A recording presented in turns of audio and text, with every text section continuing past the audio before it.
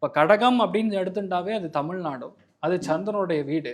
சந்திரன் என்றால் பொதுவாகவே வந்து கலை இலக்கியம் அப்படின்னு சொல்லுவோம். அது கலைகளில் இருக்கக்கூடிய ஒரு நபர் தான் ஆழணும் அப்படிங்கிறது எழுதி கொடுத்துருக்கக்கூடிய விஷயம். அது நீச்சபங்க ராஜயோகம் இருந்தாலும் பொதுவாகவே இந்த முதல்வராக இருக்கக்கூடிய திரு விஜய் அவர்களுக்கு கொஞ்சம் ஹெல்த்து மற்ற விஷயங்கள்லாம் ரொம்ப கவனமாக இருக்கணும். ஏன்னா வரக்கூடிய ஒரு 6-7 மாதத்துக்குள்ளே 2 விஷயங்களில் பார்த்துக்கணும். ஒன்று கொலஸ்ட்ரால் பிளாக்ஸு, 2வது வீட்டில் பெரியவங்களுடைய ஹெல்த்.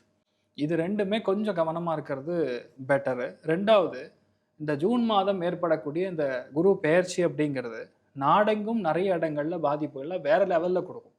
அதாவது உலகெங்கும் நம்ம பார்த்தோம் அப்படின்னா இந்த வைகாசி மாதம், அதே மாதிரி செப்டம்பர், அக்டோபர், டிசம்பர் இந்த மாதிரி டைம் பீரியட்லாம் கொஞ்சம் வார் சினாரியோ ஜாஸ்தியாக இருக்கலாம்.